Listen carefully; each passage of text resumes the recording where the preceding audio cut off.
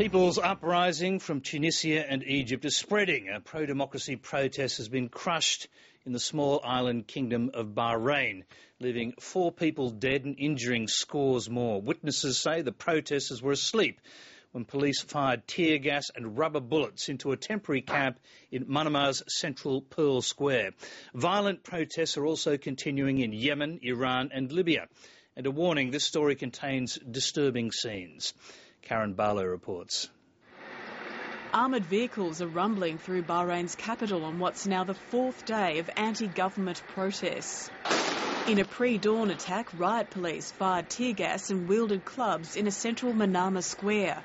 It's reported 4 demonstrators have died, 1 shot in the head, and a makeshift camp destroyed. The Bahrain Centre for Human Rights says this is one of the dead protesters, but this photo's authenticity cannot be confirmed.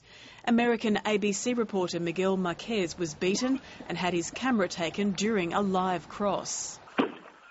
Police officers chasing me. No. Press. Media. Journalist.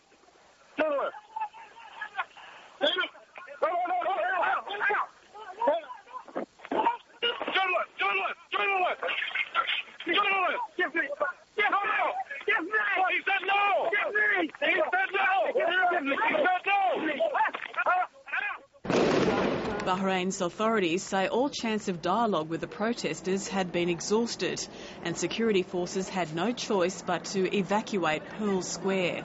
Opposition MPs say more than 90 people were injured, several seriously. Bahrain, like all the countries in the region, needs to respect the universal rights of its citizens, their right to protest, the right to have their grievances heard, and that they should refrain from violence on both sides. The tiny island kingdom is in lockdown. Bahrain's King Hamad Al Khalifa has promised more action and political reform, but inspired by Tunisia and Egypt, the predominantly Shiite protesters want a new constitution and a new regime not controlled by Sunnis. If you read the recent history, anything that happens in Egypt will immediately affect all Arab countries. Dozens of people were also hurt, some possibly killed overnight in Libya in a rare pro-democracy protest in a country tightly controlled by Colonel Muammar Gaddafi.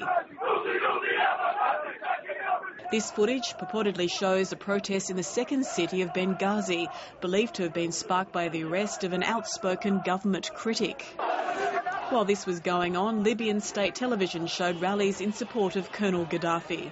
He, in turn, has released 110 alleged Islamic militants who were members of a group plotting to overthrow him. There have also been mass protests in Yemen, Iran and Iraq, demanding political reform and new leadership.